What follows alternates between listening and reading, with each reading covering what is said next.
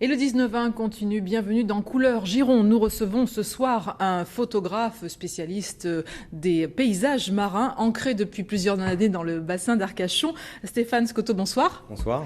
Alors vous êtes photographe, vous photographiez forcément ce bassin et du coup vous en êtes devenu un amoureux.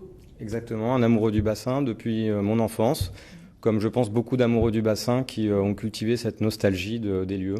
Alors vous voyagez également parce que Oui. vous ne photographiez pas que le bassin d'Arcachon, tous les paysages marins. Il y a des endroits sur Terre où on pourrait trouver des ressemblances avec le bassin d'Arcachon. Oui, c'est vrai que le bassin a cette particularité de réunir en un tout petit territoire différents morceaux de planète. Et donc quand on voyage, on redécouvre des sensations qu'on avait trouvées sur le bassin. Et notamment, moi j'ai découvert il y a quelques années la baie de Cape Cod en Nouvelle-Angleterre aux États-Unis, qui ressemble vraiment au bassin d'Arcachon. Oui. Le bassin a une spécificité. Quelle est-elle en fait La spécificité du bassin, c'est justement de réunir sur un tout petit territoire différentes atmosphères, différents paysages qui eux-mêmes se multiplient en fonction des marées, des saisons, donc de la lumière, et qui peuvent nous transporter d'un lieu à un autre en quelques minutes.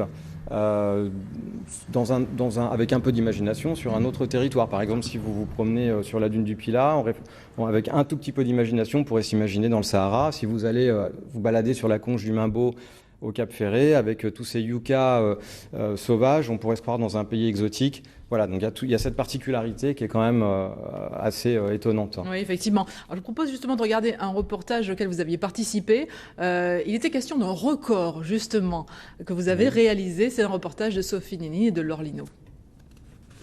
Il y a 3 ans, la photo mesurait 52 mètres de long et 50 cm de large. Mais cette année, Stéphane Scotto s'est fixé un nouveau défi, réaliser la photo la plus longue du monde.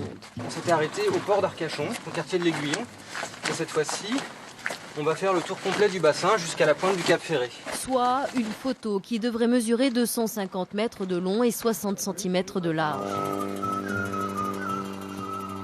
À bord de l'ULM, équipé sans porte pour une meilleure prise de vue, Stéphane dirige la manœuvre pour être toujours positionné à équidistance des côtes, le seul moyen de respecter la perspective. De retour sur la terre ferme, palette graphique et stylet en main, des retouches s'imposent. Là, on est dans la partie front de mer d'Arcachon, avec la jetée tiers. C'est une des parties les plus difficiles, de par la présence des immeubles, en fait, puisque les immeubles se multiplient sur chaque prise de vue. L'explication est toute simple. Comme le front de mer s'arrondit, les perspectives sont faussées et tout ce qui se trouve au second plan est dédoublé. Pour couvrir les 80 km de côte du bassin d'Arcachon, Stéphane devra assembler 1200 clichés.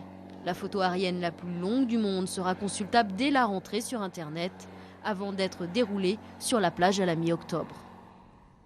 Alors justement, vous aimez ce bassin, mais ce bassin, vous êtes également un défenseur. Il est en danger. Vous avez une association, les Sentinelles du bassin. Il a besoin d'être préservé. Oui, alors le bassin, évidemment, il est beau, il est merveilleux, donc il attire du monde. Il attire surtout les promoteurs immobiliers qui ont bien compris la manne financière que ça pouvait devenir.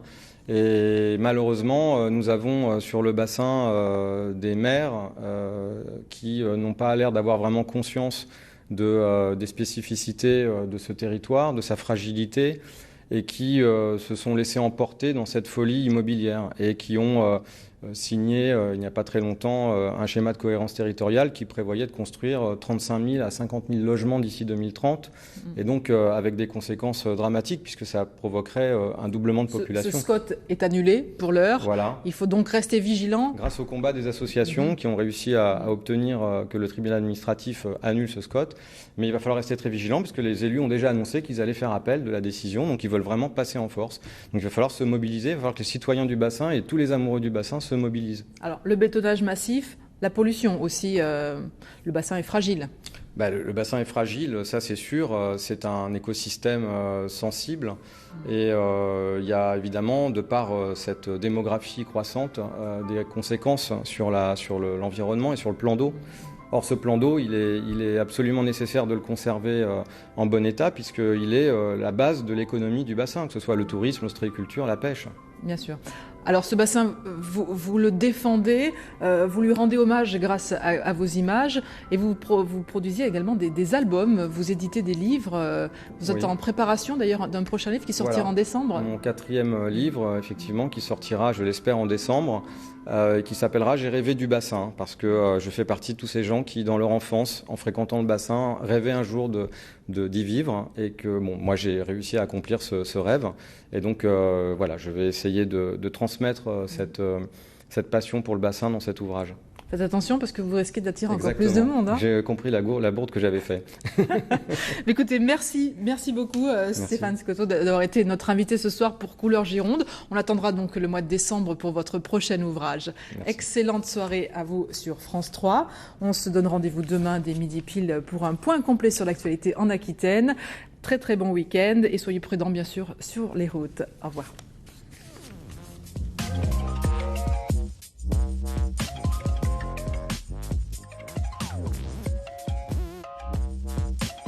Retrouvez toute votre actualité régionale sur l'application France 3 Régions.